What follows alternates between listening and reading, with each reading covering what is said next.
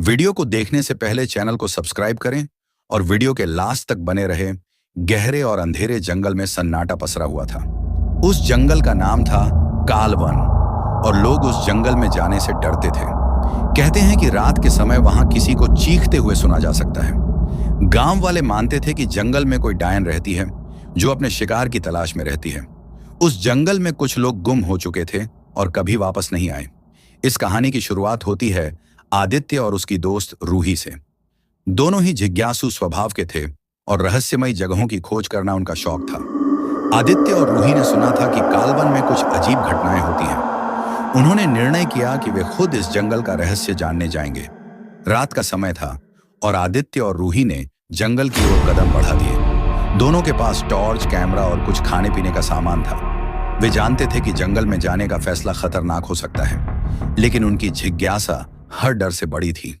जैसे ही वे जंगल के अंदर घुसे, उन्हें एक अजीब सी ठंडक महसूस होने लगी। पेड़ के पत्ते तेज हवा में सरसराने लगे, जैसे कोई उन्हें देखकर हंस रहा हो। दोनों ने ध्यान नहीं दिया और आगे बढ़ते गए। अचानक रूही को एक अजीब सी आवाज सुनाई दी। उसने आदित्य को बताया, लेकिन आदित्य ने इसे हवा का शोर मानकर अनदेखा कर दिया। कुछ ही दूर चलने के बाद उन्हें एक पुरानी और जर्जर झोपड़ी दिखाई दी। झोपड़ी को देखकर ऐसा लग रहा था जैसे वह कई सालों से वहां पड़ी हो। दरवाजा टूटा हुआ था और खिड़कियों पर धूल जमा थी। आदित्य ने सोचा कि शायद यह किसी भटके हुए इंसान का घर रहा हो सकता है। उन्होंने अंदर जाकर देखने का निर्णय किया।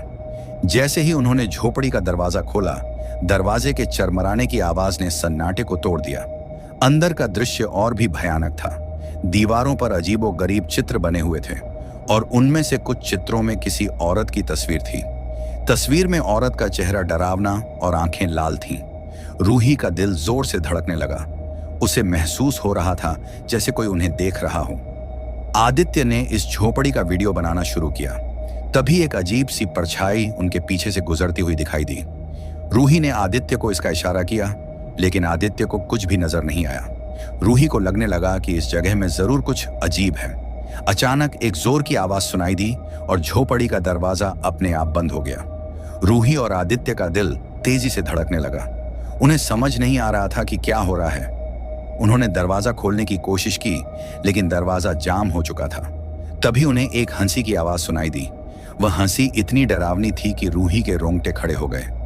आदित्य ने महसूस किया कि अब स्थिति गंभीर होती जा रही है। उन्होंने झोपड़ी से निकलने का रास्ता ढूंढना शुरू किया।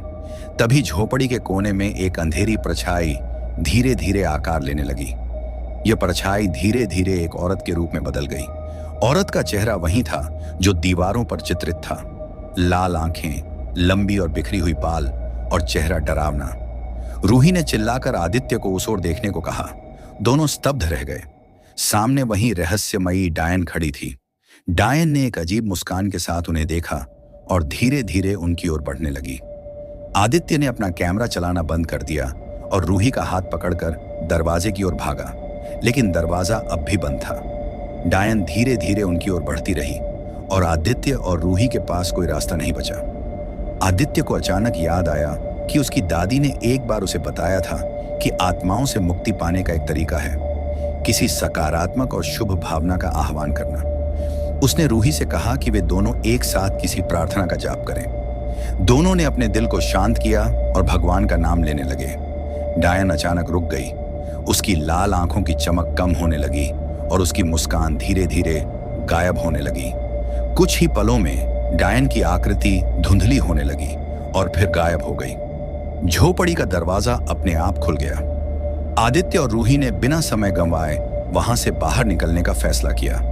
जंगल से बाहर आने के बाद आदित्य और रूही ने महसूस किया कि उस डायन का अस्तित्व शायद उसकी आत्मा के शांति की तलाश में था। प्रार्थना और सकारात्मकता ने उसे मुक्त कर दिया। वे दोनों सुरक्षित थे, लेकिन वे जानते थे कि उन्होंने कुछ ऐसा अनुभव किया था जो शायद उन्हें जीवन भर याद रहेगा। आदित्य और रूही ने अपनी इस कहानी को रिकॉर्ड किया और अपने चैनल पर अपलोड किया। वीडियो में उन्होंने अपने अनुभव के बारे में विस्तार से बताया और यह भी समझाया कि कैसे सकारात्मकता और विश्वास ने उन्हें उस भूतिया जगह से सुरक्षित बाहर निकाला। इस अनुभव ने उन्हें सिखाया कि भय को मात देने का सबसे अच्छा तरीका है विश्वास, साहस और सकारात्मकता। कालवन जंगल की यह कहानी केवल डरावनी नहीं थी, बल्कि उसमें छिपा था एक संदेश कि हर आत्मा को शांति चाहिए और सकारात्मकता से बड़ी कोई ताकत नहीं होती।